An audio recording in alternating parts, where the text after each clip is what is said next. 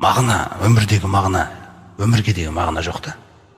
Өйткені Алла деген, жаңағы уахи деген ұғым келді. Бұны дұрыс түсіну үшін, құрметті жамағат, махаббат деген сезім бар.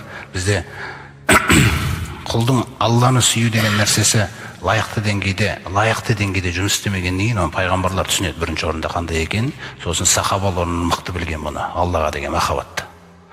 Ал енді көпшілік орталарда қанша мұсылман болсақ та Аллаға деген махаббат бір сондай керемет әлі өзінің несіне жете қойған жоқ. Содан кейін де түсінбеуіміз мүмкін мұны. Бірақ мен сіздерге адам мен адам арасындағы махаббат арқылы түсіндіруге тырысайын. Ол бұл жерге теңеу емес, ол әрине жағымсыз мысал, жаңағы сол не оқиғаға байланысты. Мысалы, бір жігіт бір қыз баланы жақсы көрді. Жүруге кетті қызға. Содан үйде не әке-шешесімен сөйлеспейді. Тамақ ішкісі келмейді. Телефонда жаңағыны звондай ма екен, звондамай ма екен, қараңыз. Күйші адамның, қараңыз, ер адамды қандай әлсіз күйге апаруы мүмкін? Қандай күйге дейін апаруы мүмкін да? Егер адам өзінің сезімін билей алмаса, мен не болды деп билей алмасақ, қараңыз бізбен не істейді? Сіз ол жаңағы қыз бала, бір алыстағы ауылда тұратын болса да, сіз ондай ауылға ешқашан анаңыз жұмсағанда бармағансыз да. Ал жаңағы қыз сол жақта тұратын кезде, сіз солай барғансыз о жаққа.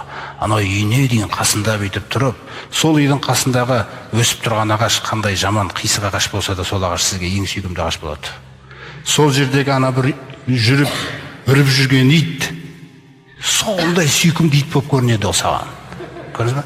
Өйткені ол сенің сүйген жаңағы неңнің жанында жүр да, мысалы.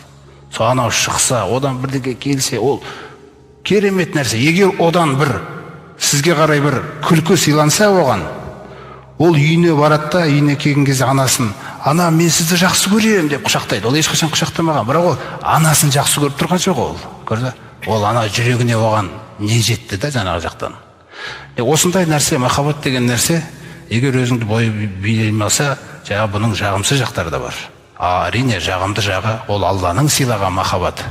Өзі Рум сүресінде айтқандай, «Вәжағала бәйнәкум мәвәддәтән ва рахма», ерден әйелін жараттықта арасына махаббат пен рахымдылықта салып берген мен дейді негізі. Міне ол өзінің орнында болса, өйткені махаббат деген нәрсе не? Шындап келген кезде махаббат деген некеден кейін басталады, некеге дейін емес ол. Некеден кейін сүйесің ба, сен оны қиналған кезде қинала аласың, қуанышына қуана аласың, түсіне аласың, түсінесіз бе? Өзара жәрдемдесу, өзара түсіне аласу, өзара көмектесе алу, ол қателескен кезде қателігін кешіре салу, көрдіңіз бе? Ол басқа нәрсе ол. Анау деген нәрсе ол. Ол жаңағы ғашықтық, ескететін нәрселер болады. Сондықтан сондай Ләйлі мен Мәжнүн деген жаңағы оқиғаны білесіздер ғой. Не үшін жаңағы жігіттің аты Мәжнүн болды?